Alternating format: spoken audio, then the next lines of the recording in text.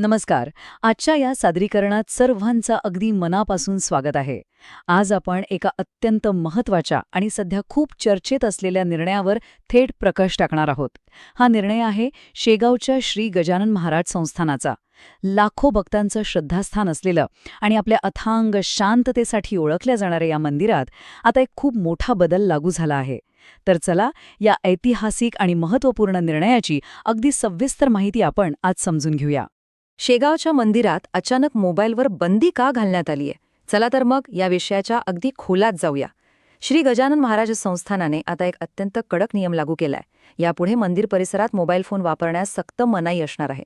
आता हे बघा, हा निर्णय काही रातोरात किंवा अचानक घेतलेला नाही. यामागे काही अतिशय ठोस आणि प्रशासकीय कारण आहेत. हा नवीन नियम नेमका का लागू झाला आणि त्याची अंमलबजावणी कशी होणार आहे, हे दर्शनाला जाणाऱ्या प्रत्येकासाठी जाणून घेणं खूपच गरजेचं आहे. आता साहजिकच प्रश्न पडतो की या बंदीमागची मुख्य कारणं नक्की काय आहेत. संस्थानाने दिलेल्या अधिकृत माहितीनुसार या निर्णयाचा सर्वात मुख्य उद्देश आहे तो म्हणजे मंदिराचं पावित्र्य आणि तिथली शांतता अबाधित राखणं.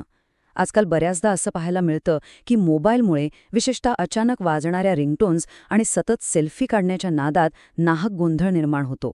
श्रद्धेने दर्शनासाठी येणाऱ्या भाविकांना याचा कोणताही त्रास होऊ नये आणि मंदिरातल्या अलोट गर्दीचं व्यवस्थापन एकदम योग्य पद्धतीने करता यावं, यासाठीच हे मोठं पाऊल उचलण्यात आले. सर्वांना सुरक्षित आणि अगदी शांततेत दर्शन घेता यावं आणि लक्ष फक्त आणि फक्त श्रद्धेवरच केंद्रित राहावं, हा यामागचा खरा हेतू आहे. आता थोडं पुढे जाऊया आणि पाहूया की हा नियम प्रत्यक्ष कसा लागू होतोय. संस्थानाने सर्व भक्तांसाठी अतिशय स्पष्ट आणि सोप्या सूचना दिल्या आहेत.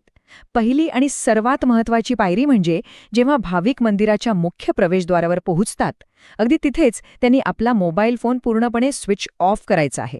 म्हणजे मंदिरात पाऊल ठेवण्यापूर्वीच फोन बंद करणं आता पूर्णपणे बंधनकारक आहे. या एका साध्या पण अत्यंत महत्त्वाच्या कृतीमुळे मंदिर परिसरातील शांतता आणि दर्शन व्यवस्था आणखी सुरळीत होण्यासाठी प्रशासनाला खूप मोठी मदत मिळणार आहे. आणि इथला सर्वात महत्त्वाचा मुद्दा हा आहे की जर या नियमाचं पालन नाही केलं तर काय होईल? बघा, संस्थानाने यावर अत्यंत कडक आणि स्पष्ट भूमिका घेतली आहे. जर कोणीही मंदिर परिसरात मोबाईल फोन सुरू ठेवताना किंवा तो वापरताना आढळला तर त्यावर थेट आणि कठोर कारवाई केली जाणार आहे. नियम मोडणाऱ्या व्यक्तीचा मोबाईल थेट मंदिर प्रशासनाकडून जप्त करण्यात येऊ शकतो, असा सक्त इशाराच देण्यात आलाय. त्यामुळे स्वतःची कोणतीही गैरसोय टाळायची असेल तर या नियमाचं काटेकोरपणे पालन करून संस्थानाला पूर्ण सहकार्य करणं आपल्या सर्वांसाठीच हिताचं ठरणार आहे. या सगळ्यावर लोकांच्या ज्या संमिश्र प्रतिक्रिया येत आहेत ना, त्या पाहणं खरोखरच रंजक आहे. एका बाजूला बहुतांश भाविक या निर्णयाचं अगदी मनापासून स्वागत करत आहेत. त्यांचं स्पष्ट म्हणणं आहे की हल्ली श्रद्धेने दर्शन घेण्यापेक्षा फोटो आणि रील्स काढण्याकडेच लोकांचा जास्त कल असतो, ज्यामुळे श्रद्धेच्या ठिकाणी विनाकारण गोंधळ उडतो आणि पावित्र्य भंग पावतं. पण दुसऱ्या बाजूला काही लोकांच्या चिंता देखील अगदी रास्त आहेत. समजा अचानक काही आपत्कालीन परिस्थिती उद्भवली तर एकमेकांशी किंवा प्रशासनाशी संपर्क कसा साधायचा, हा प्रश्न अनेकांच्या मनात आहे. या दोन्ही बाजू अतिशय महत्त्वाच्या आहेत आणि यावर प्रत्येकाने नक्कीच विचार करायला हवा. आणि या संपूर्ण चर्चेतूनच एक अत्यंत महत्त्वाचा आणि आपल्याला विचार करायला लावणारा प्रश्न निर्माण होतो. आधुनिक तंत्रज्ञानाची सोय आणि पवित्र स्थानांची प्राचीन शांतता, या दोन्हीमध्ये योग्य तो समतोल कसा बरं साधता येईल? आजच्या या जगात तंत्रज्ञान आणि संपर्काची साधनं जितकी आवश्यक आहेत, तितकंच किंवा त्याहूनही अधिक महत्त्वाचं आहे आपल्या श्रद्धास्थानांचं पावित्र्य आणि तिथली मनःशांती जपणं. याच एका सखोल आणि महत्त्वाच्या विचारासह आपण आजचं हे सादरीकरण इथेच थांबूया. या माहितीमुळे नवीन नियमामागचे सर्व पैलू नक्कीच स्पष्ट झाले असतील.